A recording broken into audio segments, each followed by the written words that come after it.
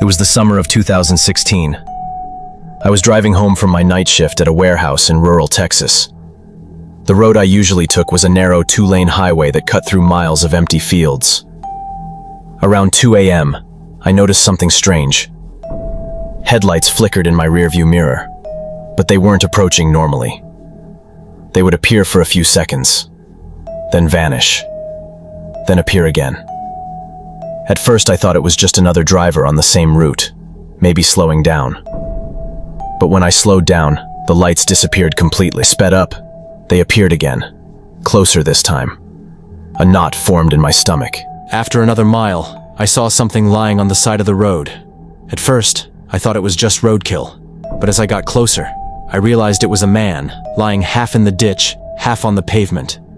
His arm was stretched out toward the road as if he was asking for help. I slowed down, rolling my window down just slightly. "Hey, are you okay?" I called out. The man didn't move. Something felt wrong. I noticed his clothes looked strangely clean, almost too clean for someone who had supposedly collapsed on the road. Then I noticed movement in the field beside him. Shadows, several of them, emerging slowly from the tall grass. That's when it hit me. This wasn't some injured man. It was a setup. My instincts screamed at me to leave, so I hit the gas hard. As I passed, I glanced in my side mirror. At least 3 men were stepping out of the grass, all dressed in dark clothes. The man on the ground was now standing, sprinting toward the middle of the headlights behind me turned on again, this time speeding toward me. I floored it, heart pounding, as my little car rattled down the highway.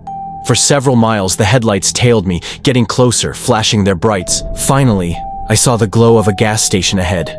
I swerved into the lot, screeching to a stop near the pumps. The car behind me slowed at the intersection, then kept driving past. I sat there shaking for nearly half an hour before I could drive again. To this day, I wonder what would have happened if I had stepped out to help that man.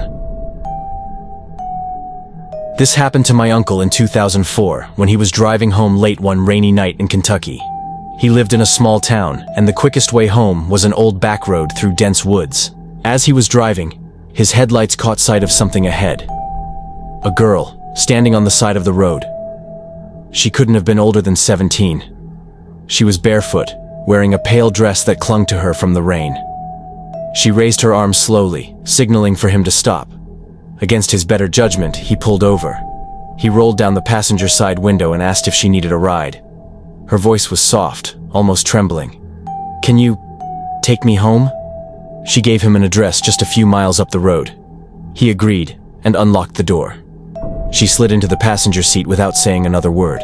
The drive was silent, except for the rain and the hum of the tires. My uncle tried making small talk, but she just stared out the window, water dripping from her hair onto the seat. Finally, he pulled into the gravel driveway she had described. The house was dark, with no lights on inside. He turned to tell her they had arrived, but the seat next to him was empty.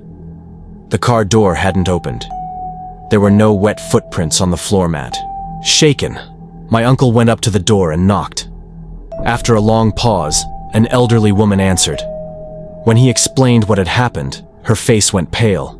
She told him her daughter had died in a car accident on that very road, 20 years earlier. She had been wearing the same pale dress when it happened. My uncle swore he never took that road again at night. This happened to me 2 years ago, when I was driving home from a friend's place in Arizona. It was a 40-minute drive down a desolate desert highway, with nothing but sand and rock on either side. About halfway through the drive, I noticed a pair of headlights appear behind me. At first, I didn't think much of it, but after a few minutes I realized the truck behind me was tailgating me, way too close for comfort. I tapped my brakes lightly, hoping they'd back off. Instead, they flashed their brights. I sped up. So did they. After a few more minutes of this, my nerves were on fire. I decided to pull over and let them pass. I eased onto the shoulder and slowed down. But instead of passing, the truck pulled over too, stopping about 20 feet behind me. Its engine idled, but no one got out. A cold chill ran through me. Something about the way it just sat there felt wrong. I threw my car into gear and sped off. The truck followed immediately. For the next 10 minutes, I was in a panic, swerving down that highway as the truck stayed glued to me. Finally, I spotted a small rest stop ahead with a vending machine and a single light. I pulled in, honking my horn repeatedly, hoping someone might be there. The truck slowed down as it approached the rest stop. For a moment, I thought the driver might get out. Instead, the truck just rolled by slowly, and then kept driving into the night. I sat there shaking, staring at the fading taillights until they disappeared. The weirdest part?